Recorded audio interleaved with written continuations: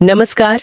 आज हम बात कर रहे हैं एक बहुत बहुत पुरानी कहानी की, सिंह और चूहे की मित्रता। जी, ये कहानी हम सब ने सुनी है, लेकिन आज हम कोशिश करेंगे इसकी परतों को खोलने की। हाँ, क्योंकि जो हमारे पास स्रोत है वो जंगल की इसी घटना का जिक्र करते हैं और हमारा मकसद है कि सीधी सी लगने वाली कहानी में जो गहरे सबक छिपे हैं उन्हें सामने लाएं। बिल्कुल, अक्सर आसान चीजों में ही बड़ी बातें होती है ना। सही कहा।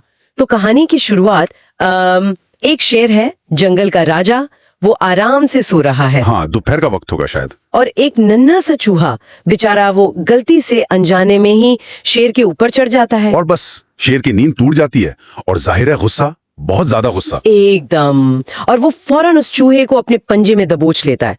मतलब सोचिए वो सीन, कहाँ विशाल शेर, कहाँ वो नन्हा सा जीव। बिल्कुल, शक्ति का कैसा असंतुलन।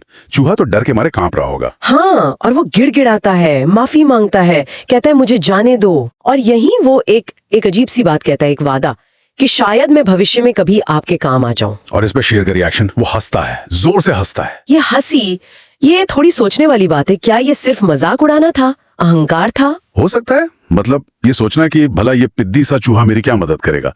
लेकिन क्या पता शायद उस हंसी में एक तरह की नरमी भी हो। हाँ, कैसे? मतलब शायद उस हंसी में उस वादे की बेतुकी बात पर हंसकर उसने गुस्से को हल्का कर दिया हो, और शायद इसीलिए उसे जाने दिया। कभी कभी दया दिखाना भी ताकत का ही एक रूप होता है।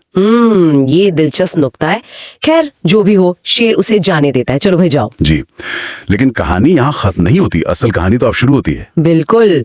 कुछ वक्त बीतता है और वही शेर जो इतना ताकतवर था, वो शिकारियों के जाल में फंस जाता है, बुरी तरह। हाँ, वो जाल जिससे निकलना उसके लिए नामुमकिन सा हो जाता है। वो दहाड़ता है पूरी ताकत से, गुस्से में, बेबसी में। और उसकी वो दहाड़, वो पहुंचती है उस छोटे से चूहे तक। देखिए कैसे किस्मत पलटती है। वही चूहा जिसे उसने लगभग मार ही डाला था। हाँ, और चूहा आवाज पहचान जाता है। वो समझ जाता है कि शेर मुसीबत में है। और वो फौरन भागता है, बिना सोचे शेर के पास पहुंचता है। और क्या देखता है कि शेर जाल में जकड़ा हुआ है। वो एक पल भी बर्बाद नहीं करता। नहीं, बिल्कुल नहीं। वो तुरंत अपने छोटे लेकिन तेज दांतों से जाल की रस्सियों को कुतरना शुरू कर देता है। ये हिम्मत की बात है ना। मतलब शेर के इतने करीब जाना और जाल काटना। यकीनन ये सिर्फ कोई एहसान चुकाना नहीं था, ये वाकई साहस का काम था। वो अपनी जान भी जोखिम में डाल रहा था। और धीरे धीरे एक एक करके वो रस्सियां काट देता है। जी। और शेर आजाद हो जाता है। सोचिए शेर के मन में क्या चल रहा होगा। हाँ, जिस चूहे पर वो हंसा था, आज उसी ने उसे बचाया। भूमिका है मतलब पूरी तरह से उलट गई। बिल्कुल। कमजोर लगने वाले ने शक्तिशाली की मदद की। और शेर इस बात को मानता है, वो समझता है। वो स्वीकार करता है कि हाँ, तुमने आज साबित कर दिया कि छोटा होना कमजोर होना नहीं होता, और एक छोटा दोस्त भी बहुत बड़ा मददगार साबित हो सकता है। ये एक तरह से अनियोजित पारस्परिकता है।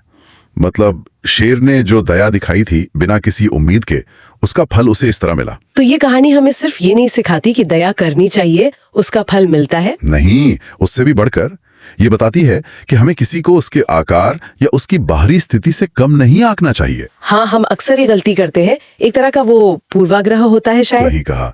हम कितने लोगों को रोजमर्रा की जिंदगी में नजरअंदाज कर देते हैं, है ना? ये सोचकर कि ये हमारी क्या मदद करेंगे या ये इतने महत्वपूर्ण नहीं है। बिल्कुल, जबकि हो सकता है उनमें कोई ऐसी खूबी हो, कोई ऐसी क्षमता हो जो हमें पता ही ना हो। ये कहानी इसी बात की याद दिलाती है। मदद कहीं से भी आ सकती है, सहयोग अप्रत्याशित जगहों से मिल सकता है। सचमुच। तो श्रोताओं के लिए ये सोचने वाली बात है।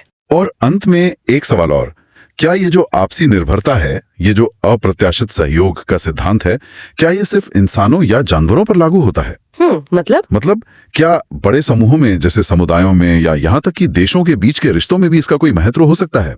क्या बड़े शक्तिशाली देशों को कभी छोटे देशों की जरूरत पड़ सकती है? वाह, ये तो सोचने के लिए एक बहुत ही गहरा विचार है। जरूर सोचना चाहिए।